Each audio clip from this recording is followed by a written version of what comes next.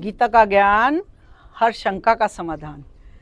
क्या आप जानते हैं कि आपके व्यवहार, सोच और जीवन के हर पहलू को 3 शक्तिशाली गुण संचालित करते हैं? सत्व गुण, रजस गुण और तमोगुण। गीता के 14वें अध्याय में भगवान श्री कृष्ण ने बताया है कि कैसे ये तीनों गुण हमारे कर्म, स्वभाव और यहाँ तक कि हमारे अगले जन्म को भी निर्धारित करते हैं। आइए इस दिव्य ज्ञान को इन 3 रहस्यमयी गुणों से समझें और जानें कि मोक्ष की राह पर कैसे आगे बढ़ा जा सकता है। भगवत गीता अध्याय 14 श्लोक 5।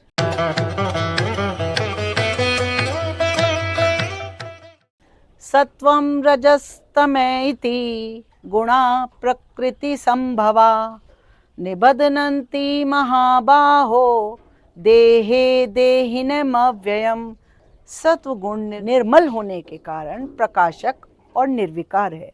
सत्व गुण में व्यक्ति पवित्रता में सुख और ज्ञान की भावना उत्पन्न होती है। भगवत गीता अध्याय 14 श्लोक संख्या 6।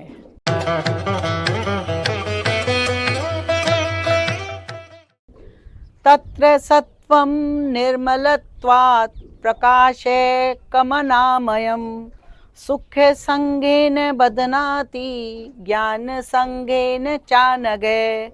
रजोगुण क्रियाशीलता और वासनाओं का गुण है। रजोगुण व्यक्ति को तृष्णा और आसक्ति को पैदा कर कर्म, इच्छाओं और भोग की ओर प्रेरित करता है। भगवत गीता का अध्याय 14 श्लोक संख्या 7।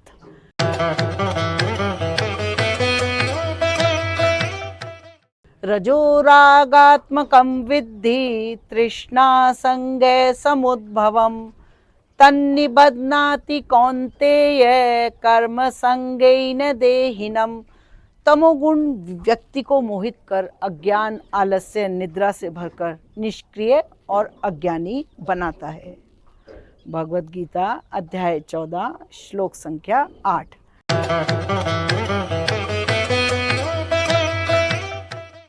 तमस्त्व ज्ञानजं विद्धि मोहनं सर्वे देहिनां प्रमादालस्य निद्राभिस्तन्निबध्नाति भारत। सत्वगुण सुख में लगाता है, रजोगुण कर्म में लगाता है और तमोगुण ज्ञान को ढककर प्रमाद में लगाता है। एक गुण दूसरे दोनों को दबाकर आगे बढ़ता है। भगवत गीता अध्याय 14 श्लोक संख्या 9 और 10।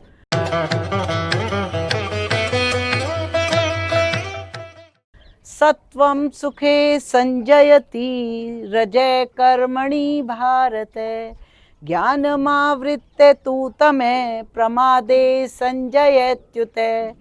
रजस्तमश्चाभिभूय सत्वं भवति भारत रजः सत्वं तमश्चैव तमे सत्वं रजस्तथा। एक ही दिन में व्यक्ति के ऊपर तीनों गुण समय समय पर आ सकते हैं। जब व्यक्ति में प्रकाश, विवेक, दया, दूसरों की मदद आदि करने की सात्विक इच्छाएं प्रबल हों तो समझ लीजिए सत्वगुण की अधिकता है। जब व्यक्ति में लोभ, अशांति, कामना, कर्मों में आसक्ति की स्थिति हो तो समझिए रजोगुण की अधिकता है। और जब व्यक्ति में प्रमाद, आलस्य, क्रोध, मोह, निष्क्रियता आदि के लक्षण दिखाई दें उस स्थिति में तमोगुण हावी रहता है। गुणों के अनुसार ही पुनर्जन्म भी तय होता है। सत्वगुणी व्यक्ति उच्च लोकों में जाता है, रजोगुणी व्यक्ति पुनः संसार में जन्म लेता है तथा तमोगुणी व्यक्ति निम्न योनियों में जन्म लेता है।